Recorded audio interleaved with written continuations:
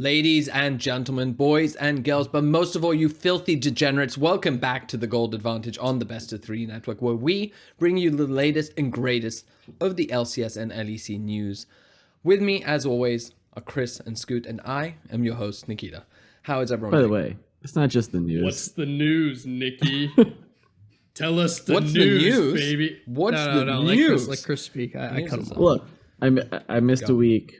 It made me sad. There was a lot of great storylines. I watched last week. You fucking missed an important week. Look, my team from the very beginning, CLG, is here. Shut up. No, we're not. You see, I'm not going to let you talk about it. Because you missed the week, your punishment is we're not going to talk about the LCS to start. We're going to actually jump into the LEC to kick things off. So, Scoop, what do you have to say? What do I have to say? I mean, listen.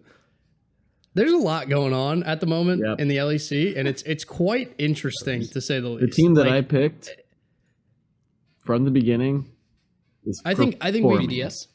I think we get we get some overarching storylines, right? The Rogue bounce back in a week that they should. I'm not even easy games about for them. BDS. They took care of business. Astralis looking relatively better. I don't think SK is not a terrible team. They beat them. They look all right. Mad Lions continuing to roll just a little bit, but also rolling into the hidden gem that is XL. And may I say, I've known this from the beginning.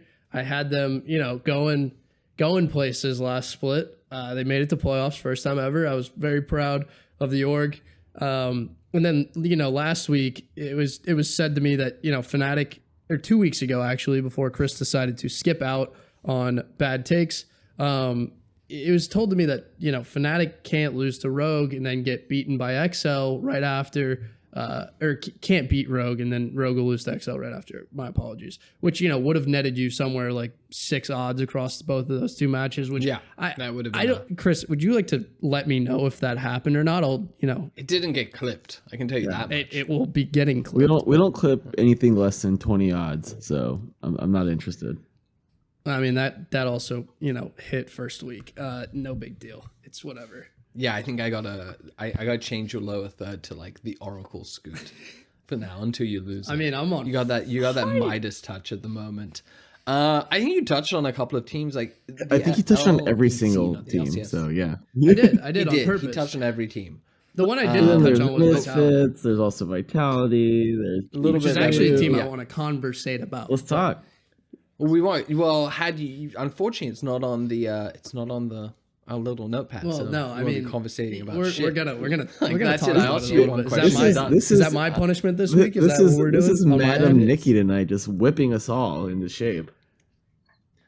That's a little it's BDS every week I'm updating this nice little thing, and so on. Scoot never does it. He's just texting me about how he's doing extracurricular activities. What are those extracurricular activities? No, come on, man, come on, boys, come on. No, hey, I read your notes. He ignores them. He just fucking ignores them. Hold on, I actually read them, and then I read them, and then laughs, and then laughs. I read them in your accent too. No, I don't laugh. I get a little aroused. But no, listen, I appreciate the insights coming into the week. All right. Well, with those insights, let's chat about it. I think I want to start off with Astralis, who are 1-1. We'll get there. There's a lot to talk about the LEC, I think. So Astralis 1-1. They're currently sitting at 3-2. They lost to Rogue. Fair. Fine. Like you said, bounce back week for Rogue, who went 2-0. They beat SK. I actually kind of want to roll it back to last week where they beat Misfits, BDS, and lost to G2. As much as I'm getting excited about this Astralis team. Really? I also have to check myself a little. Yeah, I think they are way better than they used to be, and I actually think they are probably in that 6th to 8th range. I think they're a contender for maybe making playoffs. Yeah. But so far we have only seen. I'm more concerned. Correct. Teams. I'm actually more concerned with extremely high on this board considering the teams below them. Yeah, I mean. I'm really concerned about this Misfits team. What I will say about that, Chris, I know what you're about to say. Talk to me. Sorry, yeah. Well, no. I just might caveat because I feel like what you're going to say is they've beaten these 3 bad teams, but last year, see all of them. They're all shit. Split, they couldn't beat any Right. bad teams.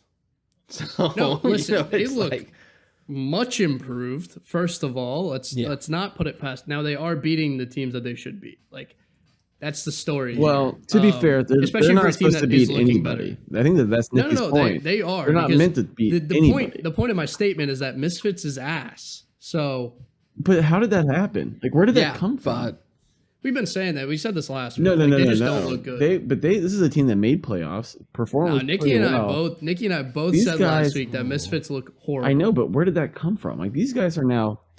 people have figured them out. They were they're- like a they're a Vethio minus one trick, 2,000. and people are shutting them down. First 15 minutes. Like, They them and SK Gaming are like miles worse than everybody else. Can I just pointing out small thing about Astralis? Why I'm excited. They're currently sitting at 3-2. Yeah, That is correct.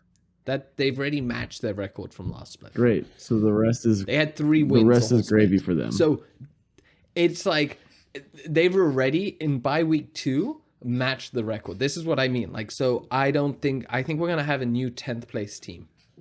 I mean, Well, they're that's And almost goddamn Misfits, sure. I think it's just been I figured out. their biggest I problem. think Misfits. Not Vitality. Astralis' biggest problem is Vitality. Like headed towards a playoff picture, I think, as it stands currently.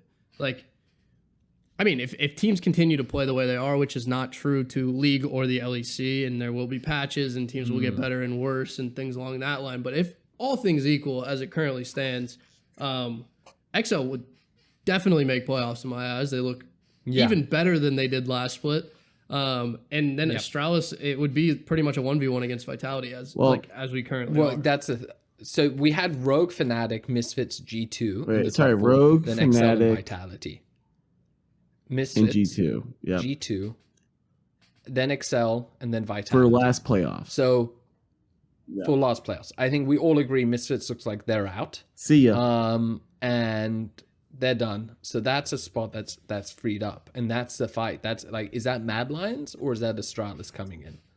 That's my question. mean, it's definitely Mad That's Lions. actually, Now, well, like Scoot says, it's Mad Lions who's coming in, but that pushes then Vitality down, which means it's by the Vitality. way, I think that's a very astute. I have insight. not been impressed by Vitality. Well, I mean, it's just been a story since last split, and it's just continuing. That's kind of where I stand on this. They continue to. They look a little bit better right now, but it's still extreme inconsistency and extreme dependency on winning individual lanes and then just using that to funnel down and being a dominant team. It's not necessarily very good chemistry and very good team fighting or anything. Like, you don't see a lot of rebound from Vitality when they're down. It just doesn't happen. I think it's they are playing solo queue. Yeah. They're 5 talented players playing solo queue. And I like you said, I think in week 1 particularly I saw more coordination and I was like, ooh, maybe they're getting their shit together, but I almost now think it might have been a honeymoon phase. Just the early split jitters. I will say that despite my love and affection for Mad Lions, the beatdown that XL put on them on Saturday was just fucking embarrassing. The game was over. Dude, I mean, XL I is think XL is. I think Niski has really. So last split, you guys were saying this like Armut and El Yoya, but I did looking back on it and kind of looking at what some other people were saying. Armut last split wasn't that good. Sure. He was, but it looks like just adding Niski in has been what they needed to click, and now the top side of the map is playing really well. But that being said, XL is looking really solid, and I'm almost like, hey, I think they could be top 4. The thing I'm gonna caveat that with is, unfortunately, I've been here before with Nuke Duck. He was a very talented player who was always kind of heralded as someone who will be the next whatever, and never really delivered, unfortunately. I'm not necessarily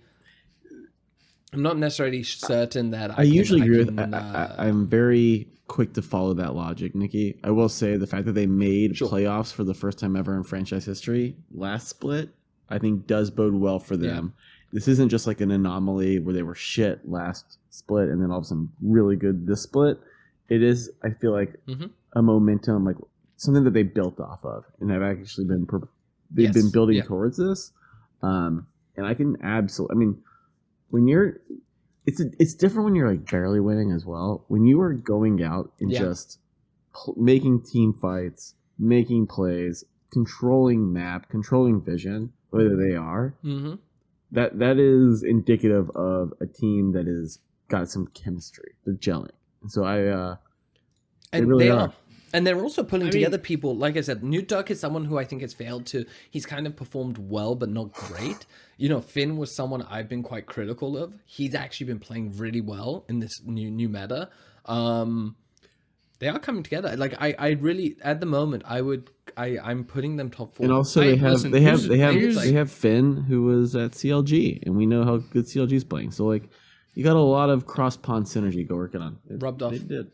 There's the way I view this, and it's quite interesting, but they're doing what I expected EG to do in the LCS, in the LEC, and whereas EG just stepped on the fucking gas a little bit and then won a little early. The entire thing. Yeah, they won it a little early, but to see this development, and it's a lot of mature players, as you've said. Like, these guys have been around. There's not a lot of like young influence on this team, and you don't have a Danny, you don't have a Jojo, like people that are just gonna be young crack stars, as we know, can be made into legends. Yeah, I agree with you. They look top 4 right now. I think really who's been a standout for me is Mickey. But can we put like he's been fucking. Can we put some balls? This can we put some balls on the table and like? Are we thinking like top 2? I mean, that seems like kind of unlikely considering Rogue's regression in the mean is probably upward at this point. Rogue is playing like the not best team in the regular season. Well, that's what I said last week, which is I think it's reasonable to say for them to win a split. That's my point. Like, because I was about to say that they balls on the table. Like, look, from 2 weeks at the moment, I don't think they're going to end top 2. I think they'll end top 4, which is going to be a phenomenal, like, you know, going from not making playoffs to top 4, phenomenal. From going but what I was going to say is like they've had a rough schedule. No, they've beat good teams. No, they beat Fnatic, match, Misfits, whatever. Then they beat Fnatic. Then they beat they lose to G2, totally fine. Vitality, and they beat Mad Lions. They beat Vitality. So this is a legit. These are legit teams. 4-1. Yeah, it's a good 4-1 for sure. I mean, I think losing to G2 is understandable. It's a team that is only totally really able to be taken down by the best of the best in BDS. So I think which I do want to talk about. So do not let us go on without talking about BDS. I think coming up against Rogue this week is a big match for XL, and we'll really tell the story of like how much better they actually are. Because Rogue is, they played shit teams this week, but they look better. And they're one of, I guess, not even 3 rosters that kept it together this split. Like Rogue, G2. I guess Fnatic did as well, so 4. Fnatic and XL, and XL seems to be like heavily rewarded by the fact they kept the chemistry together in this instance. Yeah, I guess Misfits as well. Yeah, Rogue looked better. I'm not gonna they should win this. Yeah, it's hard to pull anything. So it's kind of like I'm happy they got the 2-0 win after what was a 1-2, but really was a 0-3 week from them. So it's like I'm happy to see it. It's the right trend. Let's see if it keeps on going. Yeah, you can't. I don't really have much more. There's nothing to take. I mean, to jump into it to a degree, like you've got Rogue XL Saturday at 2 p.m. Whoa. Don't throw the odds out yet. Not yet. That's going to be a big match. They'll have a lot of, we'll, as they say in the talking head circles, we're going to learn a lot from that match. Yeah, I would agree with that. Are we reading a lot into, do you guys have a lot to say about Fnatic? Because they're good. They're to me, a good it's team. The way they fumbled the bag at playoffs is kind of continued. Yeah. I feel like they're a top 4 team, but they're on that bottom half of the top. I think they're like a third place team, maybe a fourth place. The prio for Fnatic, and this is also true, I guess, for Split as well last split, but like early game and like early split, like look pretty fucking good, and then they seem to like not be able to hold it together sometimes for the entire match, which it's kind of a problem. They kind of feel like a Florida Mutineer team, right? They beat Rogue. Far more consistent. They lose to XL. Yeah. Not really. They beat SK. Yeah, Yeah, but like XL's a top 4 team. Rogue's They probably a lose top to 4 Mad team. Lions. Mad Lions is Yeah. top 5, if not top 4. Probably top 6. And then they'll go and beat BDS. It's like they can't string 2 wins together. But they can't string 2 wins together. They've had 4 games to work off of on that end. But yeah, I'm not ready to declare them the Florida Mutineers. I feel like that's a bit of a stretch. I don't know which producer fed you that line. We'll talk to them about it. Just putting it out there. Just putting it out there. Yeah. We'll see. Gonna have some words. All right, with Johnny G2. after this They one. lose to Excel. I just feel like it was a good match. G2, good match out of G2 Excel. loses to BDS. Oh, sorry, to BDS. Yes. I think they overlooked that. Otherwise, they spanked Vitality. So I think G2's still sitting atop the throne. I have nothing on the BDS, so I'll hand it to you. Okay, my take on BDS. Okay, this is really interesting. I was handing it to BNB, jumped in but before. like, all right. I like it. Give us the energy. Yeah, they've been like pretty good early games. Thank you. Like, this is my point. They've had some. They're really not good as bad as they're. But this goes back to last split too. Now, what have we learned about teams that can hold it together in an early game and know nothing about team fighting, especially in this meta? Like, I mean, G2 won the whole fucking thing last split by just 5-manning the shit out of everyone else. 100%. Yeah, they didn't even really. They just built upon their draft and let their champions, gain in strength, and then fucking team fighted the shit out of everybody. And this is BDS's issue going back to last spring, is that they're actually a bunch of great individuals or like good individuals who have no ability to play as a team. These guys can take So they're a worse Vitality. They're a worse. That's perfect. Okay, but I don't know how Yeah, but Vitality barely made playoffs, so I don't give a shit about it. That's a perfect way to describe it. It's like it's a team that's going to tantalize you. They're always going to be, I think, pretty good kills. They'll make games go long. They're going to be able to string together 1 or 2 wins, but they're maddening. They're going to be up after 20 minutes. You're going to be like, oh my God, they're about to beat XYZ. And then they're going to get fucking reversed for 10 minutes in because they're going to miss out on a very easy in-game objective like a dragon, or they're going to misplay a baron. And then the lead that they had been built up, their gold advantage, great name for a podcast, is going to get flipped, and then they're going to fucking get completely thrown, and then they're going to lose. So it's a maddening team to watch. They're better by the stats. They're better by a lot of things that suggest that they should be a better team, but then they always fucking lose, and it's maddening. But I still love them for it. I think it's going to be really hard for teams like that because this meta is with the tower damage, the durability increase in champs, it's changed things a lot, and it makes those early game advantages and snowballing them way harder to secure than to do. And so a team that like BDS that I think secures a lot of momentum and wasn't able to close it out, I don't know that they can do that this. Well, they didn't do it last split either. I have an actual question, and this goes back a little bit. So I think that they're 75% on First Dragon. They're great at the early game. Yeah. I mean, like from a betting perspective, that's a great stat. So, okay, as a team, terrible. Great but if early you want to game bet objectives. for kills Yeah. First Dragon, And by the way, I was listening to the dive, and these guys were also pointing out, and I know this LCS, but I assume it's kind of probably pretty equal, which is like these early game objectives don't necessarily lead to in-game results very often. Like, of course, the Baron does, but like getting the early dragons and getting some of these early game objectives like doesn't have as profound as of an impact today as it used to. But I wouldn't even consider Baron early. Like, no, of course not. I'm not saying Baron is. Yeah. No, he's talking Dragons. about like Rift Herald, Herald, and like the first or second dragon. I think the thing about the early dragons is that's a really interesting point but you need to really build around it. So if you're grabbing the early dragon and then you do nothing with it, it means nothing. You're 100% right. But if you get the first early dragon at, let's say, 5-6 minutes, and then you're threatening Dragon Soul at 20 minutes, then that's interesting because that's like you're forcing the other team to have to do. And you can attack. You can attack the top side of the map while they're defending the bottom. Exactly. If you don't want it, or if they're trying to avoid a fight, you can force a fight. All these things. So it's only in a way, like I think that's really well put. Is that if you're a bad team, unless a bad team can't leverage that, whereas a good team will.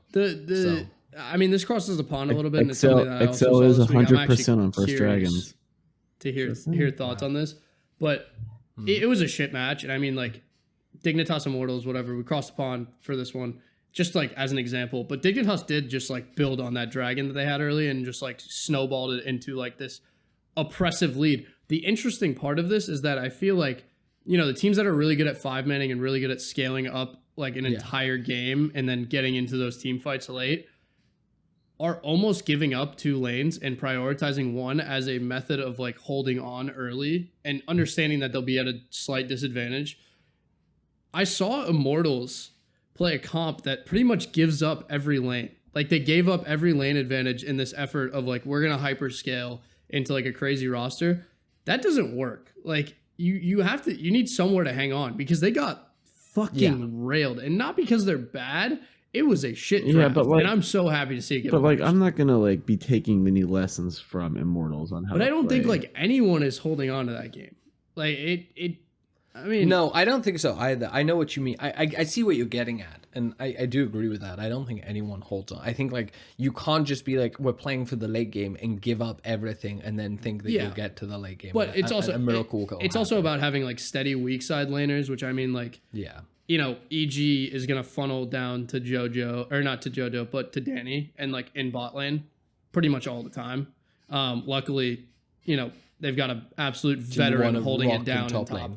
Which I mean, like he'll be able to play at a disadvantage for however long. So, I think you're kind of touching on something that has been talked about previously and across a while, is that when you watch the LPL and the LCK and they do something like a Rift Herald play in top lane, they're very conscious of what they're giving up on the rest of the map. Yeah.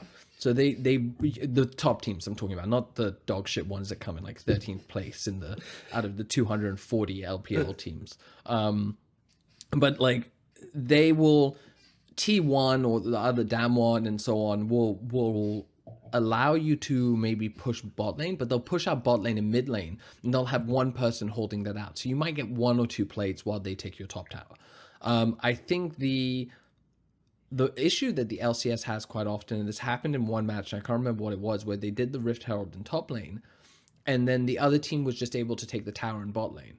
And it was like, well, you've essentially just traded, and there's no massive advantage there. But then it was contrasted with another match where the team defending thought like, oh, we're just going to trade out 1 tower for 1 tower. No one dealt with the Herald, and it took out 2 towers in the top lane. And on the one hand, it's like, is the attacking team with the Rift Herald the team that won that? It's like, no, I actually think it's the other team that misplayed it. And this is something that happens in the LCS, unfortunately. It's just like the macro is not polished enough. All right, back to the LEC. Sorry. Before we complete. Absolutely Yeah, no, it was a good segue. Conversation. It was a good segue. I think, and I really like that BDS stat. I think that's I'm looking at things a bit more differently. So, is there anything about getting 2 scuttle crabs and what that does to your win rate? This is where we need more advanced. For me, this is not so much the advantage that it gives you, but just the idea that like one jungler can be so much better than the other at getting the crabs, and what that says about the match itself. Or like if the other jungler is out of it. I wonder, is it an advantage, or is it an indication that one jungler is just winning that match? Yeah, it seems like BM almost. Like it's just, I mean, it's not BM. Not intentional. Like you're just getting objectives, right? But like it's not yeah. intentional. But if somebody gets double crabbed on fucking in a professional match, like, you know, you're kind of shit. I'd be curious about that. That's what I'm thinking. Like, it's definitely. It's like not causation, but it could be, not correlation, could be causation or something like that. It seems more of like an eye test kind of thing. Like, oh, this team double crabbed, like they're gonna fucking win. But that's like you're like 2 minutes into the game. It's like, okay. I love the term double crabbed. Okay, I think we've covered everyone. Jumping in matches now. Let's keep it snappy. So matches on Friday. First match that stands out. Chris, you and I both had this highlighted. It's Rogue versus XL. Of course. So Rogue is at a 1.862, and then XL's at a 1.961. Do you want to kick it off? I mean, it's the two. It's one team that's the best team in the game at the moment, or second best team in the game at the moment, and another team that is habitually the number 1 team during the regular season. We are currently in the regular season, but the odds are so tasty. So if you believe that, if you have a keen insight for the way a map's going to go, I mean, the way Excel's playing, the way that they come off, just again, absolutely demolishing Mad Lions, the way that they took it to Vitality as well, like, for me, I have a really hard time. My brain says bet XL, but it's like I can't help but feel like, but Rogue is usually the better regular season team, and I'm going to want to default to old ways. So you get better value at the moment on XL, and I don't see why you shouldn't bet it. Reality is probably Rogue's going to win, and you're going to be like, God damn it, I fell for it again. But, there's enough value there. To the point that I made earlier as it relates to First Dragons, though, right now, XL is at a cool 100% on First Dragons. Like, that's a number I like. Rogue is a very chilly... First Turret and First Blood as well, by the way. Very chilly 40%. And I'll talk about a team that can snowball. And unfortunately, at the moment, I'm not seeing any in-game props, but... Yeah, I don't have any either, but when we do... I think they'll be good, though. They'll be over that 1.6 minimum that we like. It's good. I'm going to counter this Rogue. Scoot, you don't get to talk because you didn't put your initials next to it. It doesn't matter. I'm going to talk. Just going to mute you. I mean, you don't have Give me the power. No, I don't have the power. I'm the guy. I'm the guy. You want to talk about a producer that's feeding people lines? Yeah, it's there we me. go.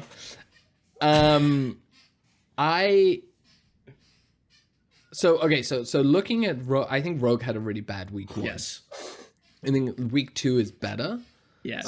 Scaling. With that, I'm leaning towards Rogue winning. And if I look at the stats from last week, Rogue's wins were really dominant. If you look at the GPR gold percent rating, which is the amount of total gold held by a team, and then the gold spent difference, which is basically how strong your wins are, Rogue is sitting in first place at 1.58. Excel is in second place at 1.38. And then it's Astralis at 0.7. So the massive difference between these two teams and everyone else from last week's games. Rogue is also number 1 with the GSPD at 10.9%. So their wins were extremely dominant. It's more than double the next team, which is Vitality. Excel is actually in 9th place at -3%. This is not be all and end all. There's a lot of other things that we can nitpick, but I just, from that eye test, I feel like Rogue, after week 1, I was almost like, have they been broken by coming second so often? Which maybe they have. Last week, maybe they have, but last week kind of made me maybe not. And I think Excel is a really good test for them. I don't know if I can bet either way. I'm looking at the stats and I'm kind of saying Rogue. But I'm also wondering if I'm just biased. This is a Rogue team who is going to get their first split victory through some adversity, which partially was week 1, but I think they will scale it back mid-season and get pounded around a little bit for a couple weeks here and there. But I think they're going to come out with a worse record and actually have a chance to win this split. With that being said, I think them and XL split. I think they split this entire split. So they go 1-1. But I think Rogue take the first. I do think they match up against XL pretty well. If anything, like Rogue's team fighting has always been there. They've always been pretty solid at it.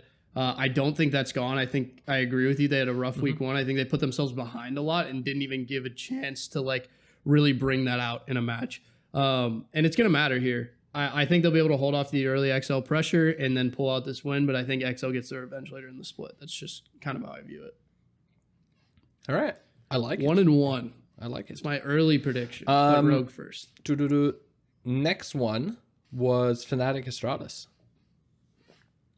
Astralis all day, baby. Fnatic This is like not even a question. Basically, Astralis, has a 3.02. So this is short and sweet. Fnatic is a 1.39. Which is terrible odds. Don't take that. Astralis is at 3.02. I'm, like I said, I'm a little bit on the Astralis gravy train.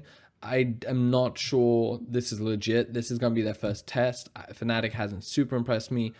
But if Astralis is going to make it in the playoffs, if they're kind of knocking on that door, they need to be able to beat a couple of the higher ranked teams. I think 3.02 is really good odds.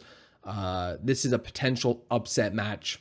Maybe you want to take the bet. A little side note here: if you're looking for less than an upset, and you don't necessarily need Astralis to win this. Astralis plus 6.5 is at 1.97, and Astralis plus 7.5 is at 1.775. And I think both of those are very good options. One more side note here. If Fnatic, which we believe they are the Florida Mutineers of the LEC, they won their last match against BDS, so I feel a loss coming to Astralis. So Astralis is winning. All right. Yeah, I think so. Chris, I'm going to throw it over to you for Fnatic's winning. Vitality versus SK. Sorry, what? I couldn't hear you. Vitality versus SK. Yeah, so I think, again, this is a match where, I think that SK is the world's worst team. Vitality. BDS is worse. No. Yeah, but okay. No, SK is truly the worst. You can get Vitality at a 1.45, and to skew to your team kill part, I would just start taking Vitality at outrageous. I think that you can get them at minus 7.5 for 2.12. I love this bet. Okay. I just think the GDPR is the worst in the league. Their KD is a 0.32 versus Vitality, which is a little bit better. To me, this is just easily hammer up on a team when they're just the worst team. All right. I like it. I'm good with it. They beat Mad BDS, versus G2. And then they lost to a few good teams. That's what I'm confused about. Which part are you confused by? The fact that they beat BDS and then lost to Mad Lions. And then I think they lost to Fnatic right after. The only loss in there that's troubling is realistically Astralis, and Misfits maybe if you consider that already. But they beat BDS. I don't know. I don't know where you're going with this. I'm just saying that they're not the worst team in the league, like BDS is. Okay, so we're all right. So the argument is there. You've heard it. I don't really have a rebuttal. BNB. They've lost to everyone they've played except for BDS. Yeah, that's the point. So they're better than BDS. But BDS is better than G2, ergo facto. Best team in the league. SK is the best team in the LEC. There we go. All right, Mad Lions versus worst team in the league, G2. We both have this one down. Obviously, it's going to be a banger of a match. Mad Lions at 2.51, G2 at 1.53. Now, I think G2 is the better team, but 2.5 on Mad Lions, who are, they're playing well. They're clicking, they're vibing. I like the energy in their matches. This meta seems to be working well for them. So here's something that I think is interesting. Things are pointing in the right G2 direction. minus 7.5. So every time, I wish. I'm not kidding. Every time I watch G2 minus 7.5. Oh yeah, I'm not kidding at all. No, I actually agree with that. So where I was going to go is, Nikki, there's probably no one on this podcast that wants Mad Lions to be good more than me, right? I fucking love them, ride with them, everything like that. They are my team. But you look at these statistics outside of KD, their GD. It's very G2 skewed. What? It's very G2 heavy. Oh, it is super G2 heavy. G2 is far and away the better team. The best. Yeah. And so, they're just about to get mid-gapped by Caps, so I don't even know if I can disagree with you. While I want to bet on Mad Lions at 2.51, great value. 1.57 or 1.537 for G2 is honestly pretty good money for how good G2's been playing.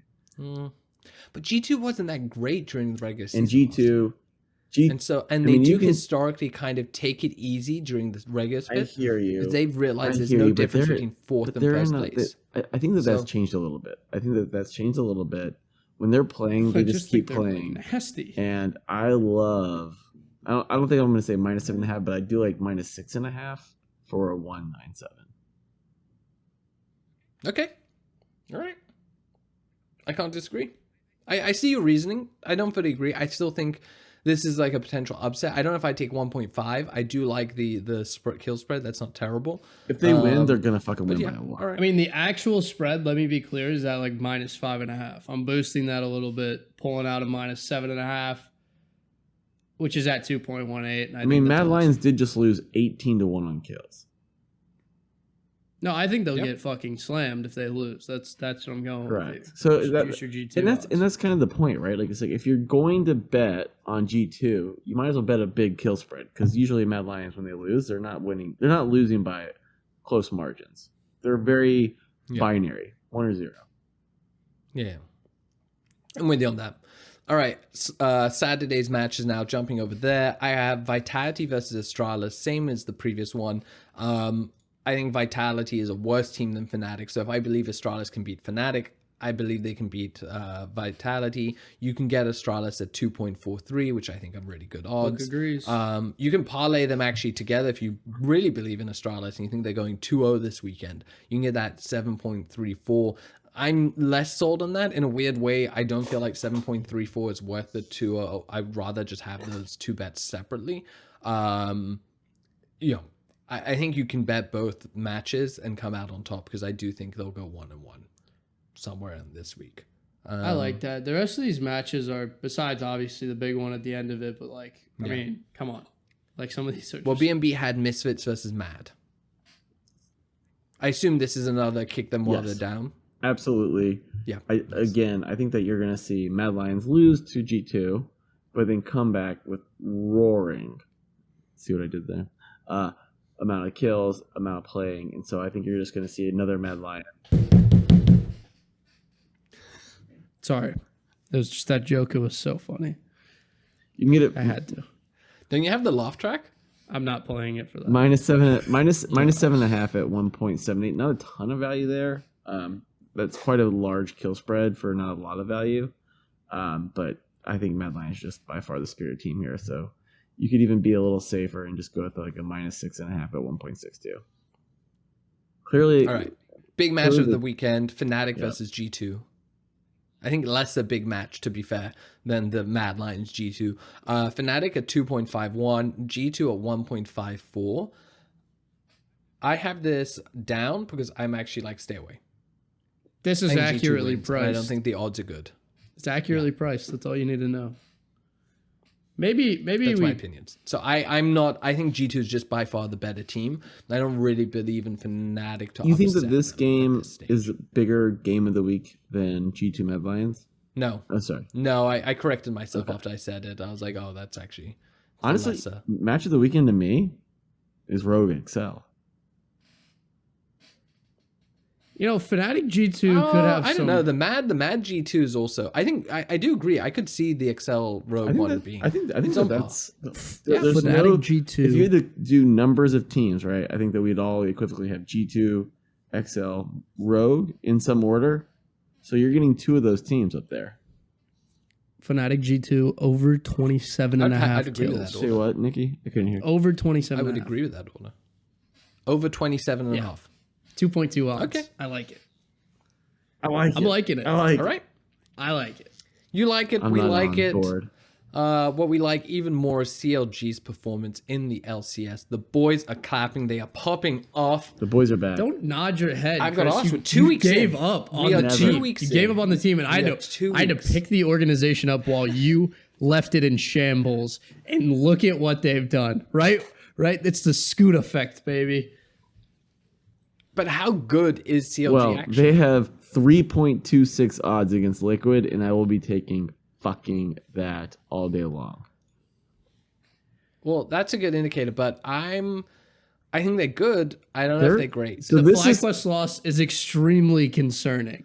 I actually disagree. I actually disagree with that. I think FlyQuest is a sneaky, decent team. No. Yeah. Yeah. Okay, so overall, I have this in 2 weeks in.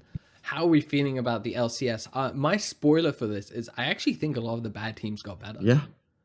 I'm looking at FlyQuest and I'm like, oh, I've been seeing signs of life. I know we've been bagging on Immortals, and I do think they're going to be 10th place, but there are moments where I'm like, I for some reason I like Dignitas a lot.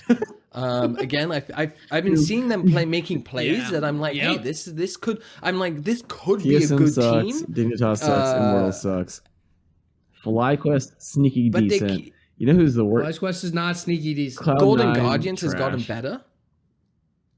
Golden Guardians has gotten better. I'm like, I actually think that the bottom of the pack is going to be. I want to take a picture of this. Right now, the top of the fucking LCS summer standings.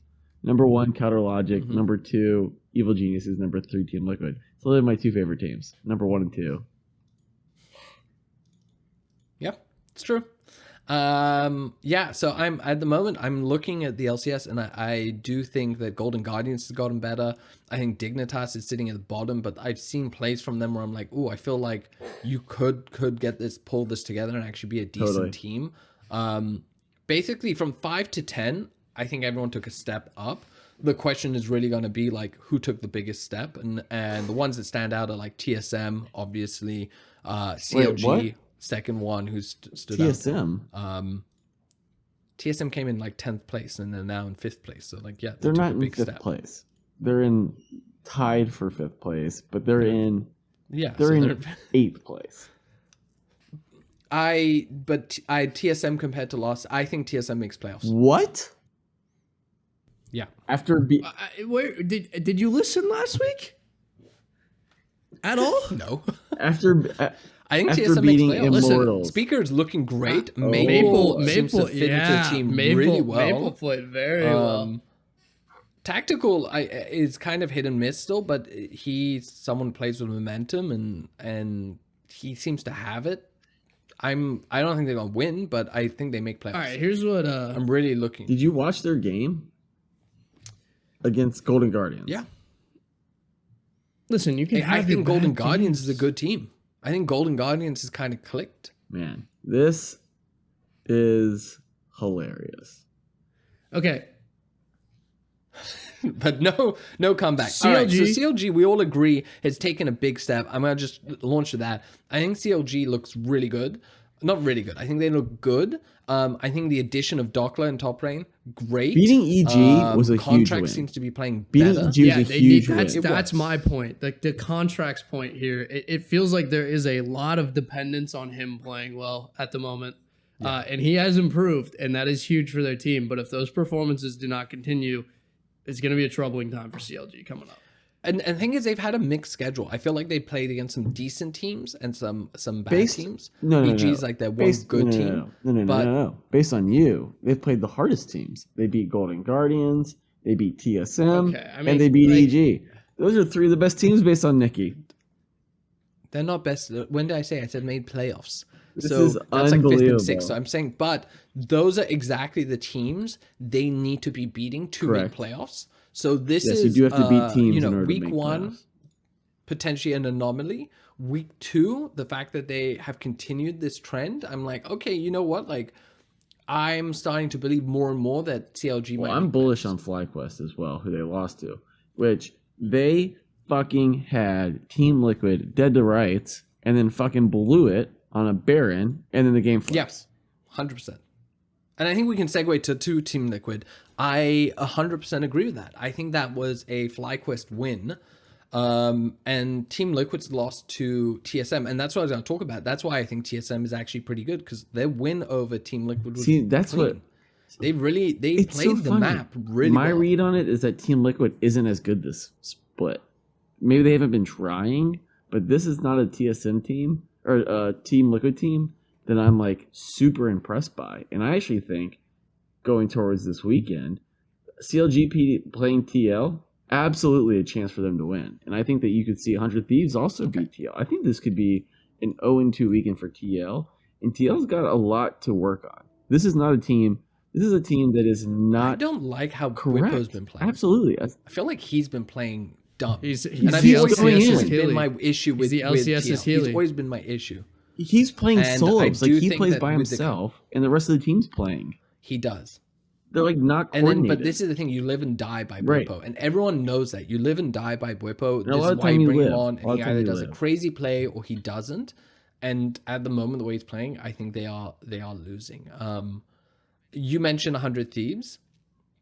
Great podcast I listened to. Jet Leesman Experience, JLXP. They were breaking down. They brought up, I think it was Emily Rand. She brought up a really good point on how 100 Thieves has had like nerfs to the way they play. So 100 Thieves used to be really good at the tower dive early game, like level 3 tower dive, bot lane, get FBI, Huhi up ahead. Now that the tower does less damage, Champ's durability is up, it completely has messed up their gameplay. You know, they used to play a lot off of Closer. Closer was the carry. He would run around and then be able to get these kills and snowball Champs. You can't do that anymore. And so this is suddenly the meta change in the patch recently that changed so much seems to have really impacted the way they approach the game. And I think it's very true. So when I'm looking at them, it's kind of giving me a little bit more leniency of saying like, oh, you know what? I actually think they need to kind of relearn how to play the game for their style. But the one person I don't want to give a pass to is like Abadage. He is by far the weak point right now in this mid lane. And he's doing fine at times. At best, he's doing fine. At worst, he's a liability and not creating any pressure, which means the rest of the map, can't have that kind of pressure to free them up. And it's concerning. And when he's not playing well, I would put them in third or fourth place, and I can't see them going above that. And when Abadage is not performing and not controlling the middle of the map, it puts serious pressure on FBI and Huhi. And we have time and time again seen that bottom lane not be able to stack up to the competition at the very highest level. No, I mean, we saw them dominate the competition. What do you mean you haven't seen them time and time again? They were last year. They were the very best in the whole. But they also had you just went full on Shannon Sharp right there. They had mid lane pressure last year. Like, this split, they have not been doing well. In the split before, where they again. No, last split they were not the best. I will say that they stepped up in playoffs. I would not blame that on FBI and Huhi though. I'm saying. What I'm saying is when Abadage doesn't perform and control the middle of the map, what it ends up doing is putting extra pressure on FBI and Huhi. And I do think that they're not able to carry a team the way that other bottom lane duos can. No, I fully disagree with that. I think last year we saw them carry very hard. We're not talking about last year. I think the last issue year you had but you can't there is no bot lane. If you have a dead in the water mid laner, there's no bot lane that carries it. I don't know. Name one. Let me find out. He's like desperately looking. I'm sorry. FBI and Huhi have the potential to be fucking great. Last year they carried hard. I would say the thing I would agree with is that they actually haven't been performing this last split particularly. I felt they just weren't in the conversation about best bot lane, which is crazy when they were so good the year before. And that is on them, not on Abadage. I think this split they play and playoffs they were doing better, but it is you need your mid laner to create pressure to be able to open the map up, and without that it is very difficult. So basically, like I said, I can't predict 100 Thieves to come out more than third or fourth place if they don't kind of fix something pretty soon. So what you're saying? What I'm saying is that C9 is not back, or are they? Because I come off this weekend. Good. It's interesting because they come back out with the hey, we want to win the LCS roster again. 2-0. They beat 100 Thieves. Yep. Looked pretty decisive. They looked like they want to win the LCS. Like, I don't know. This is pretty interesting, especially with like improvements and lack of improvements on like good teams. They're like the only team that went 2-0 and they look good. Like, look, Berserker's Ven are back and they look solid. I don't really have, but I'm a little bit like the week before. You know how we were saying, let's not jump to any conclusions about Cloud9. I kind of want to say that for this week as well. Let's see them perform a little bit more. The top talented team good wins playing in CLG, and on top of that, again, if I'm Cloud9, I'm nervous about that FlyQuest game. I know we're going to be getting into bets, but like FlyQuest is at a 3.04 against Cloud9. I fucking love that bet. Okay. I fucking love it. I'm No, telling you right now, I'm betting it. FlyQuest is not good. Okay, well, I mean, you guys are talking about, so let's jump into it. So day one, Saturday's matches. I have 100 Thieves versus Team Liquid. 100 Thieves at 2.13, Team Liquid at 1.72.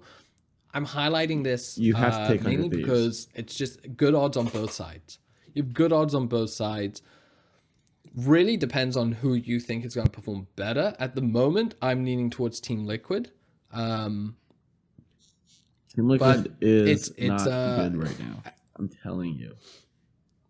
I got 100 Thieves. I feel like, yeah, 100 but like Thieves it's also Bjergsen up against what you just said is their biggest problem, and he's probably not going to make those mistakes. Like, it just been matches up impressed well. by Bjergsen either. These mid lanes have not been impressing me. Maple is good. That's the problem. Like you're not understanding. So would you say Maple's so? good. You're taking 100 Thieves, or are you staying away 100 from Thieves. this match? 100%. Okay. Give me Liquid. Deal. All right. $5 bet All right right. now. I think I have to I'm lean just towards fading Team you. I'd Liquid. rather make money on the books.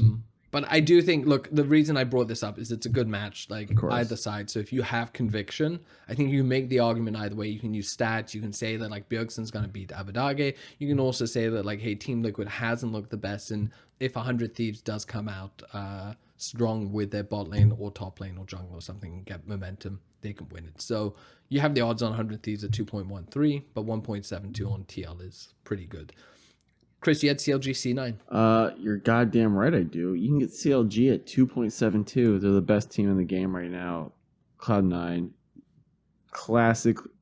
It's like the Dallas Cowboys. People bet on them when they're terrible, and you get way great value on the underdog. Cowboys have never Correct. been good, though. Whereas C9 Well, actually, was dominant. Cowboys back in the...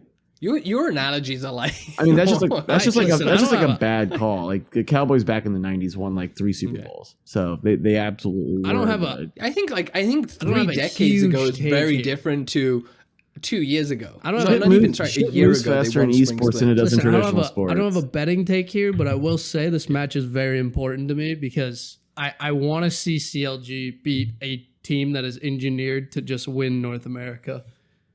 Like they need to just do that. I mean, Yeah, I'm interested in this one. I think I like the odds on CLG, and I think they could upset the way they're playing. it's not an but I'm it's leaning not an towards upset when you're the Cloud9. better team. I'm leaning towards Cloud9. I think Cloud9 is the way to go. Scoot, do you have anything from day one you want to chat about, or you'll? I actually listen. I think there's a chance that TSM beats EG. That was what I was going to at ask. 3.17. I think it's worth touching on the fact that is entirely possible because I'm a huge Maple supporter at this point. And I think he might gap JoJo here and give them a little early advantage. Well, The fact that EG lost to CLG makes me think this is possible. And at those odds, maybe if it's worth the TSM's risk. going to make playoffs, they have to win that game. So 3.17 Okay. is No. they've already That's lost. not the game they have to win. It is because look at the games they've already lost. They've already lost. I mean, do you want the parlay? You want the parlay? Tell me the parlay. Is that What's the parlay? Is that what you want? They've already lost to 100 Thieves, CLG, and Golden Guardians. So right now, if they're going to make fucking playoffs, they've got to win. They have 4 matches left for the first group. They got to beat FlyQuest. They got to beat EG, Dignitas, or Cloud9. They have to go 2-2. So you're going to say Dignitas and FlyQuest? I don't know about that. Again, I'm bullish FlyQuest. But that's a huge mistake. And here's the parlay. Oh, really? Here's what we got. Huge mistake. Let me read you statistics. We've got TSM, FlyQuest, 100 Thieves, Golden Guardians, and Cloud9. Actually, no. TSM, Dignitas, Liquid, Golden Guardian, and Cloud9. My apologies. I was reading the match titles. I formulated this ahead of time. FlyQuest has a 26.51 odds. Day one. You can lock it in. I've been good for a 22 this year already. Why not push the limits just a little bit? That's all. FlyQuest has a 1.02 KD. TSM has a 0.79. You've got Is KD everything? No, it's not. But their early game ratings are Some almost. would argue that it's just a matter of Their early game ratings are almost identical. Their gold difference, or their mid to late game ratings are almost identical. They're like statistics across the board are almost identical. So to me, FlyQuest and TSM are very comparable. Like, it's not a lock that they're going to be performing any better. I don't necessarily disagree with that. I think that's a fair kind of point to make there. They're similar, but that's also why I'm not necessarily sure that I trust the whole. Well, that's kind of the point, because if they're similar, then you expect like this to happen over time instead of like this. You know, they're gonna even out if they're similar teams, right? Like, and yeah, that's the point. But that being said, TSM's just better than FlyQuest, and your trust is misplaced. So that's all right. That's where you had it first. Needless to say, hammer the shit out of EG if Scooty's picking TSM. All right. Fair enough. Day 2. Now, I'm actually not like there's some the odds are so skewed on like day 2 that it's a little bit like all over the place. I think Dignitas TSM you get TSM at 1.60, Dig at 2.24. I'm like, I think that's it's a decent bet. Depends on really if like that. I'm digging in the bottom of the barrel. EG versus Golden Guardians. EG at 1.24, Golden Guardians at 3.74. Chris, you have this down. So I think I have it down for the exact reasons you're going to say, which is Golden Guardians is a team that absolutely, I mean, to your point, something kind of gets me very excited for a lot of these upsets. Could CLG beat Liquid? Abs-fucking-lutely. And 3.26 is outrageous. Yeah. Could FlyQuest beat Cloud9 at 3.04? Absolutely. Could Golden Guardians beat Evil Geniuses at 3.74? Absolutely. I'm going to take all 3 of those games and put a taste on the upset on all 3. All I need is for 1 to hit for me to become a little bit positive. If 2 hit, I'm rolling around in money. So I'm taking all 3 of those. I will also shout out, like, the Golden Guardians TSM match was one off of the draft, and Golden Guardians had like an amazing draft. They basically didn't bait TSM into something, but they played it really well. So they grabbed I think it was Corki, Senna, and then what's his name, Zinzao first, and then suddenly they grabbed Mundo as a support and stuck Licorice on Fiora in top lane. It's completely messed up what TSM was trying to do. It was a really good game. I'd encourage you to go watch it because Mundo just basically became unkillable. You had the Fiora who was just dismantling his opponents. On TSM side, they grabbed a AP bot lane, then they had to kind of grab this top heavy AD. And it just fell apart. Like, they couldn't kill Mundo. Fiora was taking them apart. It was a really, really smart draft, and it was really well executed by Golden Guns, because you can't just draft it and not be able to do it. Like, Scoop, what you were alluding to earlier, I think, of Immortals taking a late game and not being able to finish it off. So it kind of gives us a bit of insight into how Golden Guardians is looking at the game, and I really like that. I got excited with the way that CLG was playing it with double casters and bot lane. They seem to have continued their success without that. Now I'm looking at Golden Guardians. I'm going like, well, okay, well, what happens if you do this draft again? Do you have other things in your back pocket? Is it a one trick? And I'm willing to risk a little bit of money on 3.74 to see if they do have it. Actually, I think it's a worthy little risk. I'm putting money on all 3. It's like a risk, honestly, because here's where I stand. We've landed in kind of a situation where I believe that EG is a very good team, yes, but I don't think they're going to go 2-0 a lot. Like, I don't think it's going to be very frequent, this split. I think they have, like, an air of inconsistency kind of just in their gene a little bit. And so, like, I'm expecting them to lose one match this weekend. And what's going to happen is they're going to win one, and they're going to win it dominantly, and then we're going to get very similar odds next week. I mean, they're definitely going to destroy the shit out of TSM. And if they're going to... I'm just expecting them to lose one of 2. So here's what... If you go Golden Guardians... Which is why I'm betting against them If you go Golden Guardians, FlyQuest, CLG, 37.06. Okay, but like... Why would you do that? I fundamentally because FlyQuest is also bad. I fundamentally disagree with your perspective on EG losing to TSM and Golden Guardians, but I do like your perspective. I did not say and. I said or. I do. I actually think. Yeah, I think fair, really, I see what you're saying. Thoughtful, You're saying if they go 1-1, you make money. Really thoughtful way to lose money. I agree. Sure. All right. Chris, you kind of already touched on this. It's CLG. You just think that CLG can upset TL at 3.26. The odds Again, are it's good not enough. an upset when you're the better team. I kind of don't disagree with this. I think it's like a 1-1 or they go 2-0. You know, this is the Schalke train. Jump on it early. Correct. Ride it. At worst, look, if they go 0-2 this week, don't bet on them next week. If they go 1-1 or they go 2-0, 1-1, you've made money. 2-0, you're rolling in money. So worth looking at. I love the Schalke chain analysis. This podcast is an hour long, so I'm going to snip it. We're wrapping up, boys. So thank you for tuning in. Thank you for supporting us. If you are listening on Spotify, we appreciate it. If you're watching us on YouTube, please subscribe, like, comment. You don't want to talk about Immortals 100 Thieves? No, I don't want to talk about 100 Thieves. Like, subscribe. It helps us a lot. Comments are great as well. We do our best to respond. If you want to come and chat to us or talk about the CDL, Discord, or CSGO or anything else, come to the Discord. We have a wonderful Discord. You can find the link in our pinned tweet. It is at Best3 Network. You can find us on YouTube at Best3 Network. It's all over the place. We also have a sister podcast that covers the CDL called The Money Hill. Another great name. It is hosted by your very own Scoot, who is ready to do something to his microphone, and I'm worried about it. And I think that about wraps it up. Like, basically, League is in a great spot right now. Both EU, NA, having some really exciting games all across the board. Good storylines. It's a good time to bet on it. It's a good time to Call of Duty. So, thank you, everyone. You guys want to say your goodbyes? Toodaloo. Peace out. Please stop making... Do it again, Chris. Just do it again. Please stop making out with your mic. Just, come on. Do it again. Just say toodaloo again. Just, come on. Toodaloo. One more time. Just a tip.